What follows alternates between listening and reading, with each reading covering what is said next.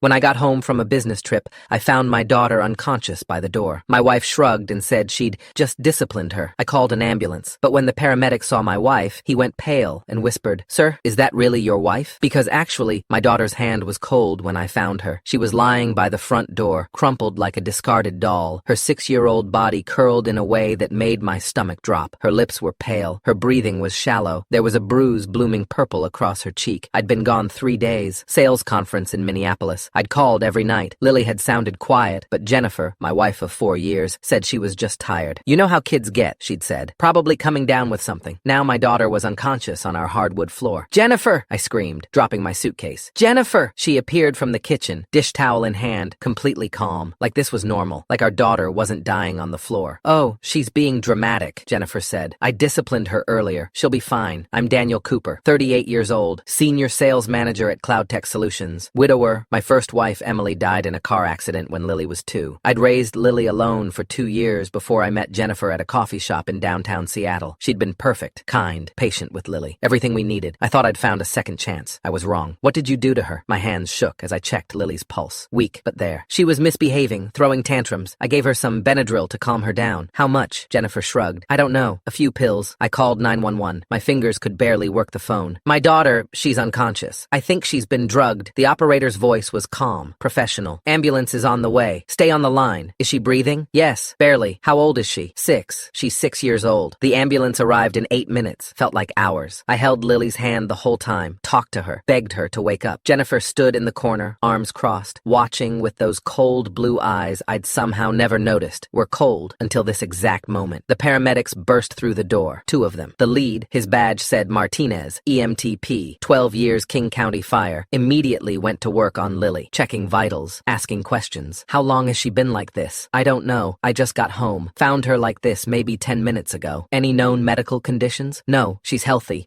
Martinez looked up at Jennifer. His face changed, went from professional concern to something else. Recognition, fear. He stood up slowly, walked toward her, stared. "Sir," he said quietly, not taking his eyes off my wife. "Is that really your wife?" "Yes, Jennifer. Jennifer Walsh." "Why? What's her maiden name?" "Morrison. Jennifer Morrison." "Why are you—" Martinez pulled out his phone, typed something, showed me the screen. It was a news article from Portland, Oregon, dated November 2021. The headline, "Woman arrested in child abuse case. Stepson hospitalized with suspicious injuries." The photo showed a woman who looked exactly like my wife. Same blonde hair, same sharp features, same cold eyes, but the name was different. Sarah Jensen. "Because she's Sarah Jensen," Martinez said, his voice tight. "She was investigated in Oregon 2 years ago. Her stepson almost died." My blood turned to ice. "What are you talking about?" "Charges were dropped on a technicality. Something about chain of custody on the evidence. But that kid, Dylan Martin, 8 years old, he had the same symptoms I'm seeing here. Severe dehydration, unexplained bruising, sedatives in his system. His father didn't know until the school called CPS." I looked at my wife. She stood in the corner, arms still crossed, face completely blank, not scared, not surprised, just annoyed. "That's ridiculous," she said calmly. "I've never been to Oregon. This man is clearly confused." "Ma'am, I worked that case," Martinez said. "I was the paramedic who responded when Dylan was found unresponsive at school. I testified at the preliminary hearing. That's you. You're mistaken." Martinez turned to his partner. "Load her up. Priority 1, possible drug overdose and suspected abuse. I'm calling this in." They strapped Lily to the gurney, so small, so pale, my baby girl. "I'm riding with her," I said. "Sir, you should follow in your car." "I'm riding with her," Martinez nodded. "Understood." As they loaded Lily into the ambulance, I looked back at Jennifer. She was already on her phone, texting someone, completely calm. The ambulance ride took 17 minutes. 17 minutes of watching Lily's chest rise and fall weakly. 17 minutes of Martinez explaining what he knew. "The Oregon case was bad," he said quietly. "Kid was hospitalized 3 times in 6 months. Always when the dad was traveling for work. Always with the stepmom's explanation that he was clumsy, accident-prone, sickly. The 3rd time, a nurse noticed the pattern, called authorities. What happened? They arrested her. Sarah Jensen. But her defense attorney got the evidence thrown out. Something about the blood tests being improperly logged. Without that, they couldn't prove she'd drugged the kid. Case fell apart. She disappeared before they could file new charges." "And you're sure it's her?" "I'm positive. I'd recognize that face anywhere. Haunted me for months." At Seattle Children's Hospital, they rushed Lily into emergency. I paced in the waiting room while they ran tests, called her pediatrician, called my mother, called my boss, didn't call Jennifer, didn't want to hear her voice. At 11:47 p.m., Dr. Patricia Chen came out, 46 years old, according to the hospital website, 22 years in pediatric emergency medicine. Her face was grim. "Mr. Cooper, your daughter has been drugged with diphenhydramine, that's Benadryl, at levels consistent with a 150-pound adult dosage. She's also severely dehydrated, malnourished, and has bruising consistent with physical abuse. We found older bruises in various stages of healing. My knees went weak. I sat down hard. How long? I asked. Based on the malnutrition and dehydration? Weeks, maybe months. The bruising patterns suggest ongoing physical abuse over an extended period. I've been home. I would have noticed. Mr. Cooper, abusers are very good at hiding what they do. And you said you travel frequently for work? 2 to 3 times a month, usually 3 or 4 days at a time. That's when it would have happened, when you weren't there to see. A police officer arrived. Detective Raymond Foster, Seattle PD Child Abuse Unit, 19 years on the force. He took my statement, asked about Jennifer, asked about our marriage. I told him everything. How we'd met 4 years ago, how she'd seemed perfect, how Lily had seemed to like her at first. At first? Foster asked. The last year, Lily's been different, quieter, more anxious. I thought it was just adjustment. New school, growing up, her mom being gone. I never thought, Mr. Cooper, I need to ask, did you ever see your wife hurt Lily? No, never. I would have. Did Lily ever say anything? I thought back, tried to remember. There was something. 6 months ago, Lily had asked me, Daddy, does Jennifer love me? I'd said, of course she did. Asked why she'd ask that. She's just different when you're not home. Different how? Just different. I'd brushed it off. Thought Lily was being sensitive. Thought she was still struggling with having a stepmom instead of her real mom. God, how could I have been so blind? I need to talk to your wife, Foster said. She's at our house, 2847 Maple Avenue. He left. I stayed with Lily. She woke up around 2 a.m., groggy, confused. When she saw me, she started crying. I'm sorry, Daddy. I'm sorry. I didn't mean to be bad. Baby, you're not bad. You're not bad at all. Jennifer said I was bad. Said I deserved it. Said if I told you, nobody would believe me because I'm just a kid and she's the grown-up. My heart shattered into 1,000 pieces. I believe you, sweetheart. I believe you completely. Jennifer came home that night like nothing had happened. Detective Foster had gone to our house, but she'd refused to answer questions without a lawyer. They couldn't arrest her. Not yet. Not without more proof. She texted me at 2:34 a.m. Where are you? I'm worried. I didn't respond. She texted again at 3:15 a.m. Dan, please. I know you're upset, but we need to talk. Lily has behavioral issues. I was just trying to help. She needs structure, discipline. You've been too soft on her since Emily died. I blocked her number. At 6:01 a.m., I called my buddy Marcus Chen. We'd gone to college together. He worked in tech security now, running his own firm specializing in digital forensics and background investigations. Marcus, I need everything you can find on Jennifer Walsh. Born 1985, married me in 2019. What's going on? I told him. Everything. He went quiet for a long time. I'll call you back, he said. He called back 2 hours later. Dude, your wife doesn't exist before 2018. What? No credit history. No social media before that year. Her driver's license was issued in Washington in 2018. Her social security number is real, but there's no employment history before 2018. No tax records, no college transcripts. It's like she appeared out of nowhere. My hands started shaking. Can people even do that? Sure, if they know what they're doing. Change your name, move states, create a new identity. Not exactly legal, but not impossible. Especially if you're running from something. I dug deeper. Found the Oregon case Martinez had mentioned. Spent 4 hours on Google, LexisNexis, public records databases. Found it. Sarah Jensen. Arrested November 2021 in Portland for felony child abuse. Her stepson Dylan Martin, 8 years old, hospitalized with drug overdose and suspicious injuries. Charges dropped January 2022 when evidence was ruled inadmissible. Subject failed to appear for rescheduled hearing. Warrant issued. There was a photo in the court records. Jennifer. Absolutely Jennifer. Same face, same cold eyes. I kept digging. Found another case. Phoenix, Arizona. March 2019. Rachel Morrison. Arrested for endangering a child. Stepdaughter, 7 years old. Found unresponsive at school. Same pattern. Drugs, malnutrition, bruising. Charges dropped when key witness, the father, refused to testify. Case notes indicated he'd been convinced his daughter was lying and threatened by the defendant. The case was sealed because the victim was a minor. But I found the father's name in related civil filings. Robert Morrison. He'd filed for divorce and emergency custody 3 months after the criminal case fell apart. I called information, got a number, left a voicemail. Mr. Morrison, my name is Daniel Cooper. I think my wife might be your ex-wife, Rachel. I need to talk to you, please. It's about my daughter. He called back 30 minutes later. Is your daughter okay? His voice was rough, urgent. She's in the hospital. She'll survive, but she's a monster. The words came out flat. Dead. Rachel, whatever she's calling herself now, she gets off on it, hurting kids, specifically stepkids. She finds single fathers, plays the perfect girlfriend, the devoted stepmom. Then once she's locked in, married, living together, integrated into the family, she starts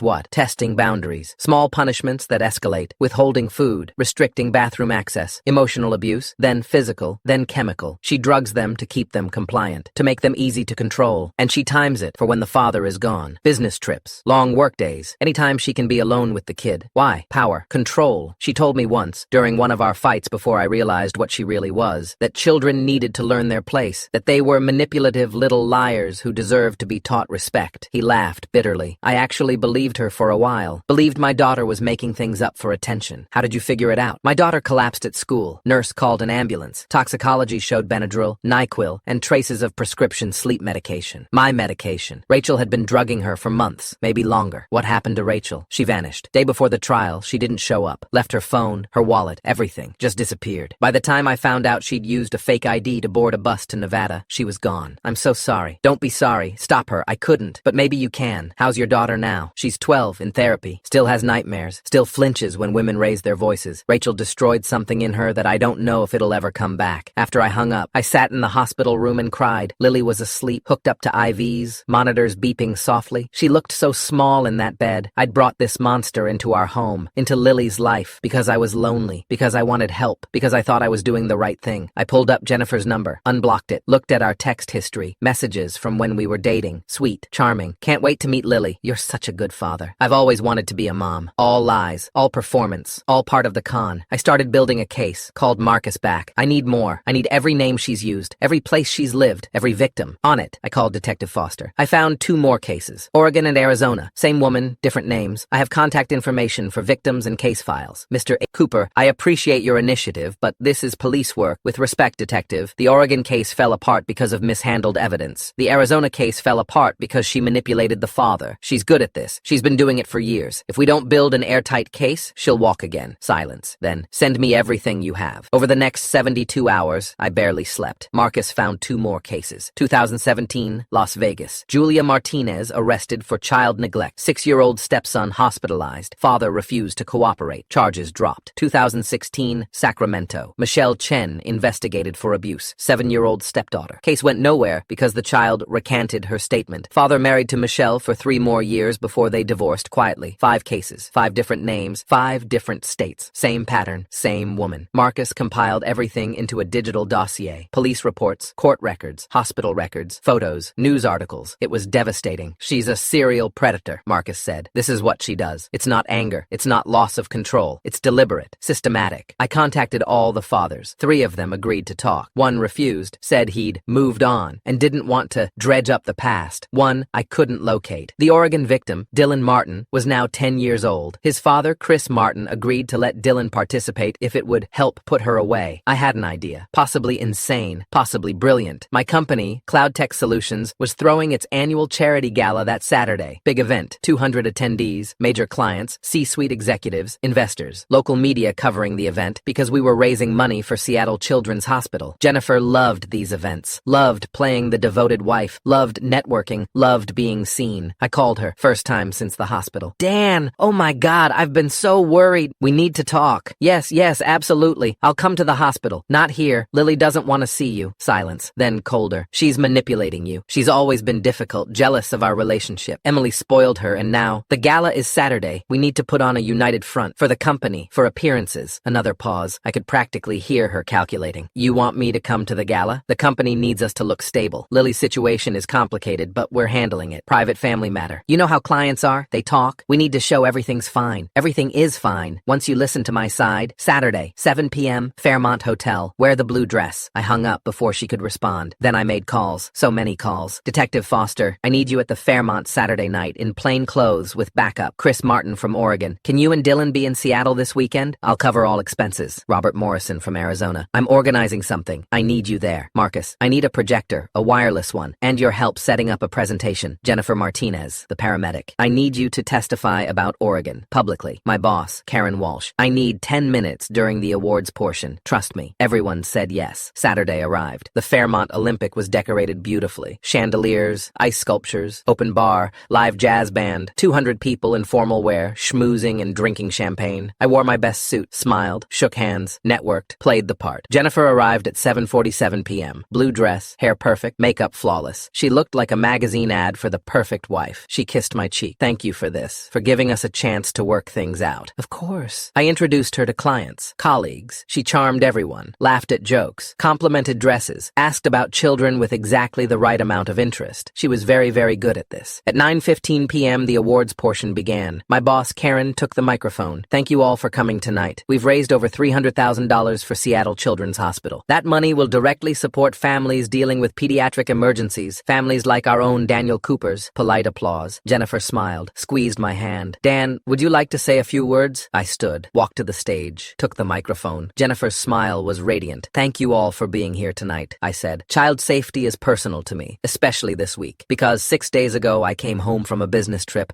and found my 6-year-old daughter unconscious on our floor. The smile froze just for a second, then returned, but colder. She'd been drugged, starved, beaten while I was in Minneapolis selling software. Murmurs in the crowd. Jennifer's smile stayed fixed. I also learned something else. I learned that my wife has been abusing my daughter, systematically, for months. The smile cracked. But that's not all I learned. I nodded to Marcus. The projector lit up behind me. A photo appeared, Jennifer's face, but with different names. I learned that my wife isn't who she says she is. Jennifer Walsh. That's what she told me. But that's not her real name. Another slide. A mugshot. This is Sarah Jensen, arrested in Portland, Oregon, November 2021 for child abuse. Another slide. Different mugshot. This is Rachel Morrison, arrested in Phoenix, Arizona, March 2019. Another. Julia Martinez, Las Vegas, 2017. Another. Michelle Chen, Sacramento, 2016. The room was silent. 200 people staring. Phones coming out. Recording. Same woman, same pattern. She finds single fathers, becomes the perfect girlfriend, the perfect stepmom. Then, when she's locked in, married, trusted, she starts hurting the children. Jennifer stood up. Her chair scraped loudly. This is insane. Daniel is having a breakdown. He's lying. That's my stepson. A voice from the back. Chris Martin stood up. Dylan beside him. The boy pointed at Jennifer. You almost killed me. You put pills in my food. You locked me in the closet. You told my dad I was lying. Another voice. Robert Morrison stood. You put my daughter in a coma. She was 7 years old. Jennifer's face twisted, the mask finally dropping completely. You people are... This is... Detective Foster stepped forward from the crowd. Plain clothes, but now showing his badge. Sarah Jensen, also known as Rachel Morrison, Julia Martinez, Michelle Chen, and Jennifer Walsh, you're under arrest for child endangerment, fraud, identity theft, and felony assault. She ran. Actually ran toward the exit, heels clicking on marble. The detective from Portland, Lauren Hayes, 16 years on the force, flown in specifically for this, stepped in front of the door. You also have an outstanding warrant in Oregon. You're not going anywhere. Foster and Hayes moved in. Jennifer fought, screamed, called me every name imaginable. You'll regret this, you manipulative bastard. You set me up. I smiled. Couldn't help it. No, you'll regret thinking I wouldn't fight back. Every single person in this room is a witness. This footage, I pointed to the news crew in the corner, camera rolling, is already viral. You're done hiding. As they cuffed her, she looked at me, pure hatred in those cold blue eyes. Your daughter deserved it, she hissed. She was a whiny little brat just like all the others. The room gasped. The cameras kept rolling. They dragged her out. She was screaming the whole way. The gala dissolved. People talking, crying. Several clients hugged me, told me they were sorry, told me Lily was lucky to have me. The next morning, it was everywhere. News coverage, social media. Serial child abuser exposed at charity gala. The video had 5 million views by noon. Jennifer, Sarah, Rachel, whatever her real name was, sat in King County Jail awaiting trial. No bail. Flight risk with a history of fleeing jurisdiction. Detective Foster built the case methodically. 5 states, 5 victims, forensic evidence, digital evidence, testimonies. The trial was 4 months later. Jennifer pleaded not guilty. Her lawyer tried to claim I'd set her up, that I'd fabricated evidence, that the victims were lying. Dylan Martin testified. 10 years old, voice shaking, but clear. Described what she'd done to him. The pills, the punishments, the fear. Robert Morrison's daughter testified via video, now 12. She described being locked in bathrooms for hours, being told she was worthless, being drugged when she tried to tell anyone. Lily testified too. My brave, beautiful 6-year-old daughter told the jury about the punishments, the pills, the bruises, how Jennifer told her nobody would believe her because kids are liars. The jury deliberated for 3 hours, guilty on all counts. Sentencing was 2 weeks later. Judge Patricia Moreno, 26 years on the bench, known for harsh sentences in child abuse cases. Ms. Jensen, or Walsh, or Morrison, or whatever your real name is, in my 26 years as a judge, I have never seen such calculated, systematic abuse of vulnerable children. You are a predator, a serial predator who specifically targets children who have already lost a parent, who are already vulnerable, already traumatized. You exploited grieving fathers and tortured innocent children for your own gratification. She sentenced Jennifer to 48 years in prison, 8 years for each victim, to be served consecutively. No possibility of parole for 20 years. Jennifer showed no emotion, just stared at the wall. Lily's in therapy now. Dr. Lisa Chen, PhD in child psychology, 17 years treating trauma in children. She has nightmares still, flinches sometimes when women raise their voices, but she's healing. She smiles again, really smiles, not the fake, scared smile she had when Jennifer lived with us. We moved. Couldn't stay in that house with those memories. Got a smaller place in a different neighborhood, just us. The other fathers reached out. We formed a support group, meet monthly, talk about healing healing, about protecting our kids, about the warning signs we all missed. Dylan's doing better. So is Robert's daughter. So are the others, now that we've all connected and shared our experiences. 6 months after the sentencing, I got a letter from Jennifer, from prison. I almost threw it away, but curiosity won. Daniel, you think you won. You didn't. I'll be out in 20 years. I'm only 39. I'll have plenty of time to start over, find a new name, a new state, new victims. There are always single fathers looking for help, always lonely men who will believe anything, always children who are easy to hurt. You got lucky, you had resources, money, connections. Most of them don't. Most of them never figure it out until it's too late. I've hurt more kids than the 5 you found. Try 10, maybe 12. I've been doing this since I was 22. You only caught the recent ones, the sloppy ones. The others? I was careful. I was smart. Those families still think their kids are problems, still think they're the issue, not me. Sleep well knowing that. I showed it to Detective Foster. He showed it to the prosecutor. They used it to open investigations into her past. Found 3 more cases they're still building. The letter was evidence of consciousness of guilt. Might add more years to her sentence. I showed it to Dr. Chen during one of Lily's sessions. She's trying to maintain power, Dr. Chen said. Even from prison, she wants you to feel helpless, scared, to think she's still in control. Is she? No, she's in a cell. You and Lily are free. That's who won. She was right. Last week, Lily and I went to the park. She ran to the swings, laughed as she went higher and higher, called out, "Daddy, watch me." I watched her, my strong, brave little girl who survived a monster. And I thought about that letter, about Jennifer's claim that she'd won, that she'd do it again. Maybe she would. Maybe she'd get out in 20 years and try. But she'd have to do it with every news outlet in the country knowing her face, with every father and every support group spreading awareness, with every victim she'd tortured now empowered to speak up. She thought she was untouchable, thought she could keep hunting, keep hurting. She was wrong, because the thing about monsters, eventually they get caught. Eventually, the truth comes out. Eventually, the victims find each other, and the monster ends up alone in a cell, writing impotent threats, while the people they tried to destroy move forward with their lives. Lily jumped off the swing, ran to me, hugged my legs. "I love you, Daddy. I love you too, sweetheart. Is Jennifer ever coming back?" "Never, I promise." "Good. I like it being just us." "Me too, baby. Me too." We went home, made dinner together. She helped me stir the pasta, giggled when I let her taste the sauce. Normal, safe, free. Jennifer thought she'd won because she'd hurt so many kids and gotten away with it for so long. But she lost everything the moment she underestimated a father's love, and she'll spend the next 48 years knowing it.